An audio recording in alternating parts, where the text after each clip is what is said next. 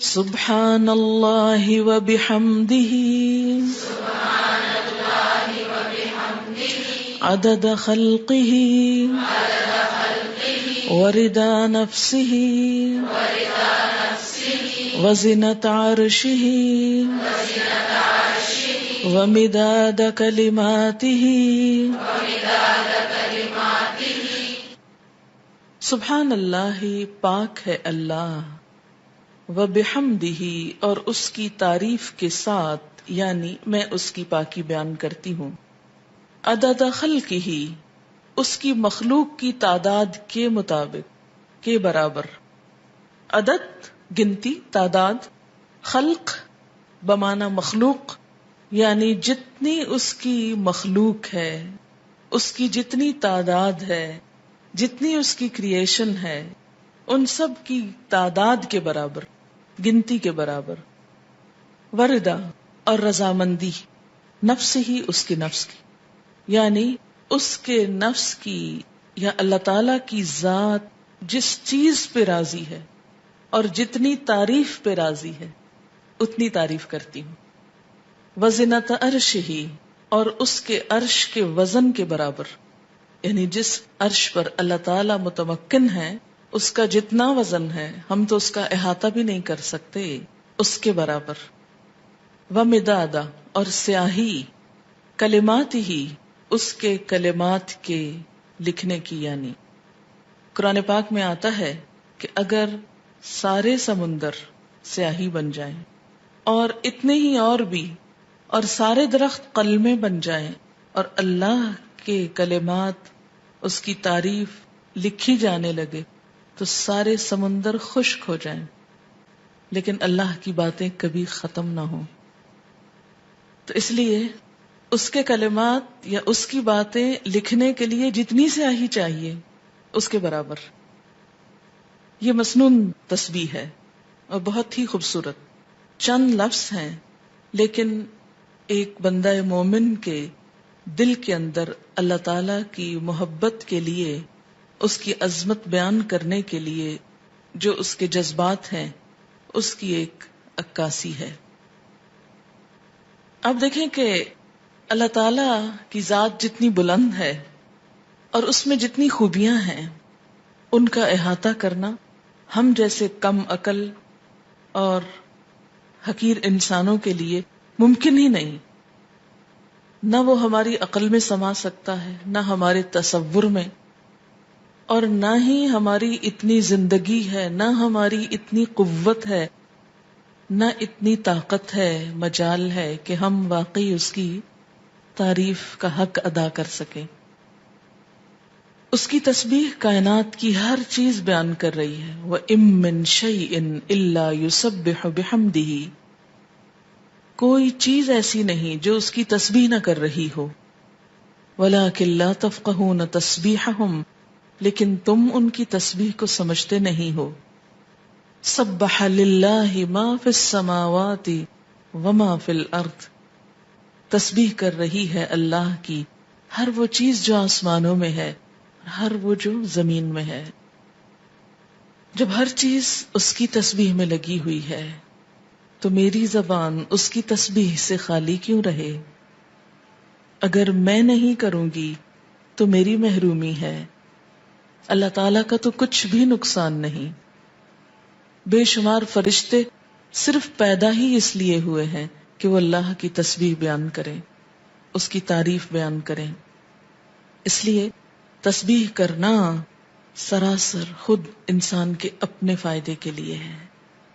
اس طرح انسان باقی کائنات کا ہم نوا ہو جاتا ہے. جس ذات سے جتنی محبت ہوتی ہے اس کے لیے الفاظ کا چناؤ اتنا ہی مشکل کام ہوتا ہے، اور اللہ کی تعریف کے لیے الفاظ کا چناؤ ہم عام انسانوں کے بس میں نہیں. اس لیے ہمیں لازمی طور پر سہارا لینا ہے نبی صلی اللہ علیہ وسلم کے الفاظ کا. تو آپ نے جو الفاظ سکھائے مسنون بھی ہیں اور بہت جامع بھی ہیں. آپ صلی اللہ علیہ وسلم کی یہ خصوصیت تھی کہ انما اوتیت جوامع الکلم، مجھے جامع کلمات عطا کیے گئے ہیں. آپ صلی اللہ علیہ وسلم کی گفتگو کی ایک خوبی تھی کہ کم الفاظ میں بڑی بات کہہ سکتے تھے. تو یہاں بہت کم الفاظ میں بہت خوبصورت طریقے سے اللہ تعالی کی تسبیح بیان کی گئی ہے. تو جب بھی آپ دعا مانگنے لگیں تو اس سے پہلے اگر یہ چند لفظ بول لیں تو دعا کا وزن اور قبولیت اور اس کی خوبصورتی بڑھ جائے گی. اب دیکھیں کہ دعا کے شروع میں اور آخر میں تسبیح پڑھنا اور درود شریف پڑھنا یہ ایسا ہی ہے کہ جیسے کسی کو کچھ دینے کے لیے آپ ایک خوبصورت جیسے گفٹ پیپر ہوتا ہے یا اچھا کوئی برتن ہو سکتا ہے یا کوئی بھی چیز جس میں آپ کوئی چیز ڈال کر دے رہے ہیں. مثلاً آپ نے ایک خوبصورت خط لکھا اور گندے سے انویلپ میں ڈال کے دے دیں تو وہ تاثر کیسا ہوتا ہے؟ درست نہیں ہوتا. اسی طرح آپ اچھی سے اچھی بات کہنا چاہیں مگر الفاظ اچھے نہ ہوں تو اس کے اندر خوبی نہیں آئے گی اچھی سے اچھی بات میں. تو الفاظ کا اچھا چناؤ اور دعاؤں کے آگے پیچھے اللہ کی تسبیح یہ بہت ہی ضروری ہے اور بہت مفید ہے، اور اس سے بڑھ کر جامع الفاظ کم ہی ملیں گے آپ کو.